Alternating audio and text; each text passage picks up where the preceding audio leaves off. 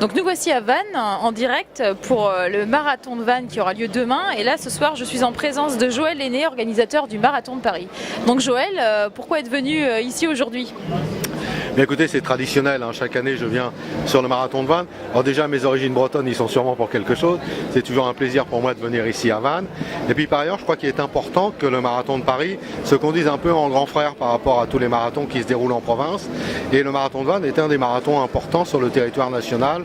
On peut y rajouter le marathon du Mont-Saint-Michel, le marathon de La Rochelle, puis un certain nombre de classiques comme Marseille-Cassis, Marvejols-Mende. Je crois que c'est parmi les courses Nice-Cannes, bien évidemment aussi, qui est un marathon important. Et je crois qu'il est primordial pour nous d'être présents aux côtés de toutes ces épreuves. Et pourtant, pour vous, la publicité n'est plus à faire, puisque déjà 23 000 inscrits à ce jour, et nous sommes à 168 jours du prochain marathon. Oui, mais je crois que dans ce domaine, il ne faut jamais s'endormir.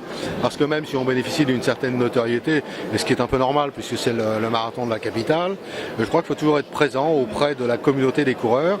Et une partie de la communauté des coureurs est présente ici sur le marathon de Vannes. Oui, je pense que vous avez vraiment raison. Et donc, quelles sont les prochaines ambitions? L'édition 2013, y aura-t-il des nouveautés? Écoutez, l'édition 2013, nous avons mis en place une plateforme numérique là, tout à fait nouvelle qui s'appelle ASO Challenge et qui regroupe l'ensemble des épreuves qui dépendent de la direction des événements grand public, que ce soit dans le domaine du running, dans le domaine des cyclosportives, dans le domaine du VTT ou de l'outdoor. Alors ça c'est une des nouveautés importantes où nous offrirons un certain nombre de services plus aux coureurs avec des plans d'entraînement, avec des possibilités d'acheter un certain nombre de services complémentaires. Dans le domaine de l'hôtellerie notamment, nous avons négocié des accords avec des groupes hôteliers pour que les petits déjeuners soient servis à Paris à partir de 5 h du matin et que les coureurs puissent aller dans leur chambre après le marathon pour prendre une douche avant de repartir. Bon, c'est quand même vraiment quelque chose que réclamaient les coureurs. Donc c'est des services de cette nature que nous souhaitons proposer aux coureurs à terme. Et puis la nouveauté, c'est que nous allons monter en termes d'effectifs aussi cette année à 50 000, puisque l'année dernière nous avons bloqué les inscriptions à 43 760 pour être exact, 761 même je pense. Cette année, nous allons monter à 50 000, bon, ce qui ne représente pas 50 000 personnes au départ, mais c'est vraiment le maximum que l'on puisse faire en termes d'inscrits sur le marathon de Paris. Et sur le semi-marathon qui se déroule quelques semaines avant, 5 semaines avant pour être exact, là nous allons bloquer à 40 000 inscrits le nombre de personnes qui pourront venir sur le semi-marathon de Paris. Donc de belles grosses courses en perspective. Et qu'est-ce qu'il faudrait donc au marathon de Paris pour avoir une notoriété mondiale et figurer parmi les 5 plus gros marathons au monde?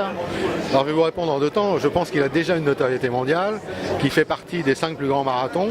Si nous ne sommes pas dans le top 5, c'est parce que tout simplement je l'ai refusé. Il fallait payer un certain nombre de milliers de dollars pour faire partie de cette association, dont j'estimais qu'elle n'apportait strictement rien au marathon de Paris. Donc pour garder l'expression top 5, cette organisation a fait appel au marathon de Boston pour remplacer le marathon de Paris. Mais dans les faits, le marathon de Paris fait vraiment partie des 5 plus grands marathons dans le monde. Derrière New York, Chicago, Londres, Berlin et Paris arrivent dans le top 5 en 5 ans. Mais c'est parfait alors. Écoutez, je pense, oui. Donc rendez-vous 7 avril prochain pour 50 000 coureurs au départ? Alors rendez-vous le 7 avril prochain, puis le 3 mars aussi pour le semi-marathon. Et puis pour celles et ceux qui n'auraient pas eu la possibilité de s'inscrire sur le marathon et le semi-marathon de Paris, nous leur offrons également, puisque nous en sommes les co-organisateurs, le semi-marathon de Barcelone qui aura lieu le 17 février et le marathon de Barcelone qui aura lieu, lui, le 17 mars. Et oui, c'est vrai, il faut citer toutes les courses très importantes par la CSO, c'est ça, hein, je ne dis pas de bêtises. ASO, oui. ASO. Et donc il y a plusieurs dates à venir dès le mois de février, donc à partir de Barcelone. Donc merci Joël. Merci pour votre accueil.